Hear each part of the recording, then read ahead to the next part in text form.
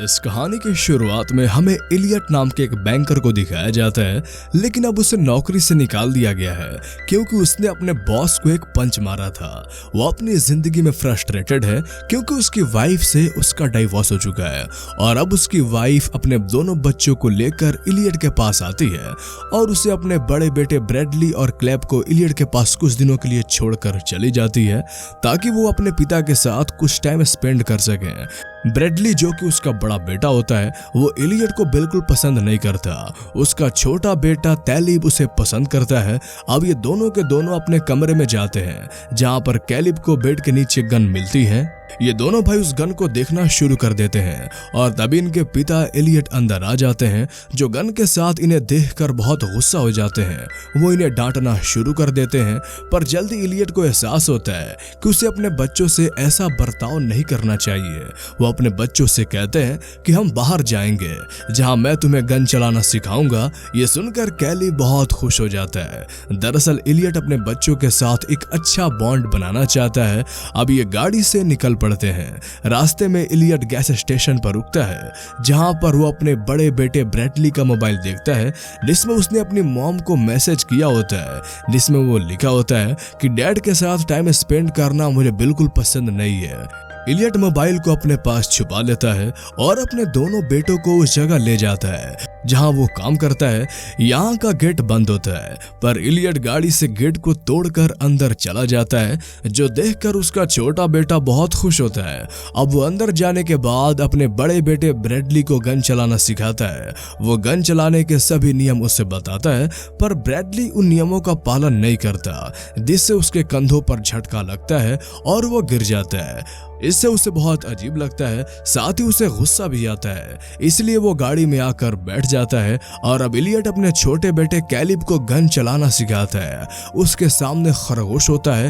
वो कैलिब को कहता है कि उस पर निशाना लगाओ। हालांकि कैलिब ऐसा नहीं करना चाहता पर अपने पिता के कहने पर वो उस पर निशाना लगाता है। उसका निशाना नहीं लगता और खरगोश बच जाता है, जिसके बाद इलियट उस खरगोश को मारकर अपने बच्चों के पास लाता है। ये देखकर उसके दोनों के दोनों बेटे बिल्कुल खुश नहीं होते क्योंकि वो मासूम खरगोश का शिकार नहीं करना चाहते थे और अब ये यहाँ से जाने की तैयारी करते हैं। ब्रैडली अपने पिता से कहता है कि आपने ड्रिंक की है, आपको गाड़ी नहीं चलानी चाहिए। इलियट गाड़ी का चाबी अपने बड़े बेटे ब्रैडली को दे देता है और कहता है कि तुम ड्राइव करो, मैं तुम्हें बताऊंगा कि कैसे ड्राइव करना है। जिसके बाद ब्रैडली ड्राइव करना शुरू कर देता है और पीछे बैठा उसका छोटा भाई कैलिब उससे छिड़ना शुरू कर देता है जिससे गाड़ी सड़क से नीचे उतर जाती है और बर्फ में फंस जाती है।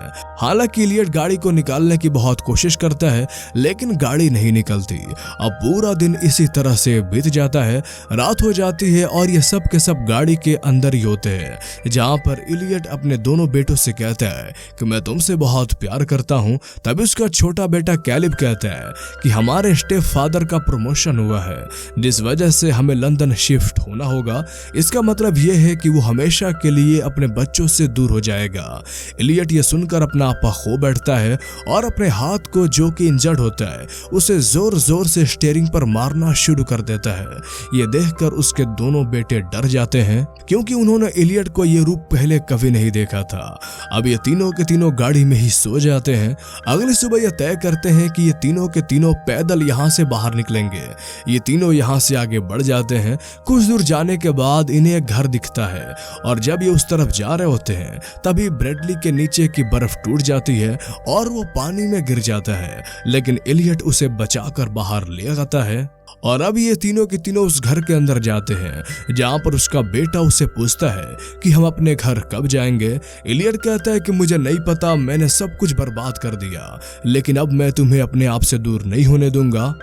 अब रात हो जाती है और तभी यहाँ पर दो लोग आते हैं जो दोनों के दोनों शिकारी हैं। वो इलियट को बताते हैं कि हमारी गाड़ी बर्फ में फंस चुकी है, इसीलिए हमें यहाँ पर शेल्टर चाहिए।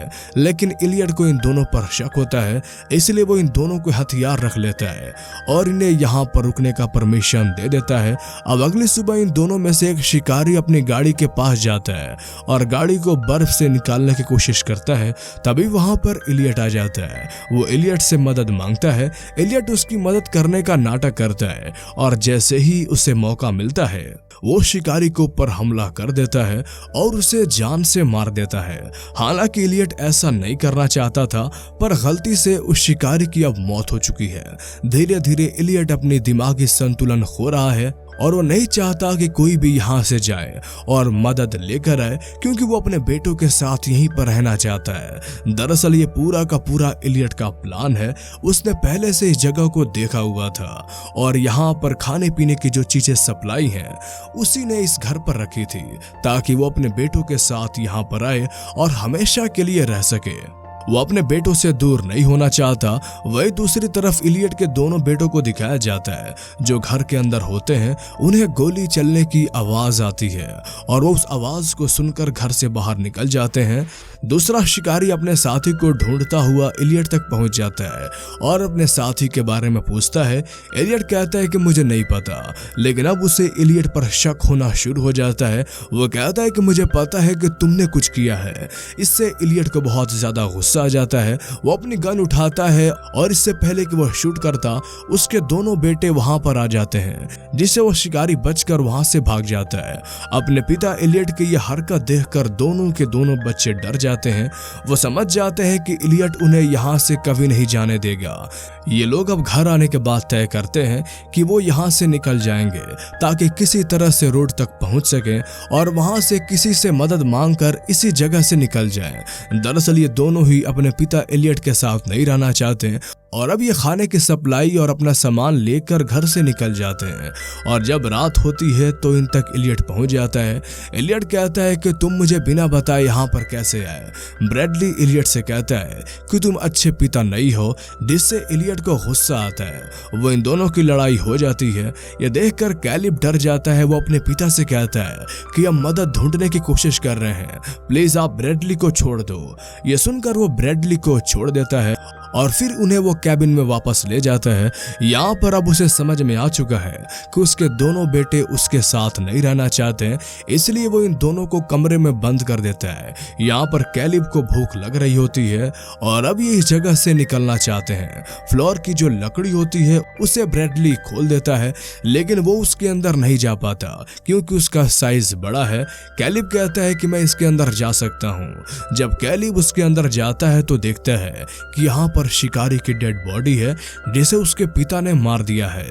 ये बात कैलिब अपने भाई ब्रैडली को बताता है। ब्रैडली कहता है कि तुम यहाँ से चले जाओ, हमारे डैड हमें यहाँ से कभी नहीं निकलने देंगे, तुम्हारे पास मौका है। लेकिन कैलिब अपने भाई ब्रैडली को छोड़कर नहीं जाना चाहता और ब्रैडली उसे समझाता है कि तुम्हें यहाँ से जाना ही होगा और मदद लेकर आनी होगी। जिसके बाद उसे शिकारी की गाड़ी की चाबी मिल जाती है जो अपने भाई को दे देता है और अब उसका भाई कैलिब यहाँ से निकलकर गाड़ी के पास पहुंच जाता है, जहां पर वो देखता है कि दूसरा शिकारी छुपकर बैठा है। कैलिब उसे गाड़ी की चाबियां दिखाता है और कहता है कि मेरा भाई अब भी घर में फंसा हुआ है, हमें उसे बचाना होगा। जिसके बाद इस गाड़ी से हम सब यहाँ से निकल सकते हैं। शिकारी उसकी मदद करने के लिए तैयार हो जाता है। वही घर पर हमें ब्रैडली को दिखाया जाता है जो लकड़ी का एक और टुकड़ा निकालने में कामयाब हो जाता है। जिसके बाद वो कमरे में आग लगाकर नीचे से निकलकर इस कॉटेज से भाग जाता है। आग देखकर एलियट अंदर आता है और देखता है कि उसके दोनों बेटे कमरे में नहीं है। वो समझ जाता है कि दोनों के दोनों यहाँ से भाग चुके हैं, इसलिए अब वो ब्रैडली का पीछा करना शुरू कर देता है। जल्दी वो ब्रैडली को पकड़ लेता है और कहता है कि तुम मुझसे दूर नहीं जा सकते, अब हमेशा हम साथ रहेंगे, मैं तुमसे बहुत प्यार करता हूँ। कैलिब और शिकारी सब कुछ देख रहे होते हैं और तभी कैलिब अपने पिता के सामने आ जाता है और उन्हें काम डाउन करते हुए कहता है कि हम यहाँ पर सब मिलकर रहेंगे, हम यहाँ पर शिकार करेंगे, फिशिंग करेंगे। ये सुनकर उसके पिता एलियट बहुत खुश हो जाते हैं और कहते हैं कि हाँ, जैसा तुम चाहते हो वैसा ही होगा। और तभी मौका का फायदा उठाकर शिकारी उसके पीछे से उस पर हमला कर देता है, लेकिन एलियट उससे ताकतवर है, इसलिए वो उसे बहुत बुरी तरह से मारता है, जिससे वो शिकारी की मृत्यु हो जाती है। और अब ब्रैडली और कैलिब गाड़ी तक पहुंच चुके हैं। वो गाड़ी को स्टार्ट करके यहाँ से निकल ही रहे होते हैं कि तभी वहां पर इलियट पहुंच जाता है। वो गाड़ी के शीशे को तोड़ देता है। वो गाड़ी के अंदर आना चाहता है, इन्हें रोकना चाहता है, लेकिन कैलिब अपने पिता को किक मार के नीचे गिरा देता है, जिसके बाद ब्रैडली गाड़ी की स्पीड बढ़ाता है और यहाँ से निकल जाता है।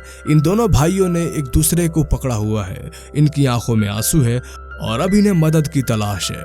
इलियट अपने बच्चों को गाड़ी से अपने से दूर जाता हुआ देख रहा होता है, बच्चे जिन्हें वो हमेशा के लिए अपने पास रखना चाहता था, जिनसे वो बहुत प्यार करता है, अब उसकी जिंदगी से हमेशा के लिए दूर जा चुके हैं। तो कैसी लगी आपको ये कहानी, हमें कमेंट करके जरूर बताएं। और आप इस पिता के बारे में क्या कहते हैं, हमें कमेंट में जरूर बताएं। और अगर आप इस तरह के और मूवीज एक्सप्लेनेशन देखना चाहते हैं तो हमारे चैनल को सब्सक्राइब कर लें। तो फिर मिलते हैं अगले वीडियो में, तब तक के लिए गुड बाय।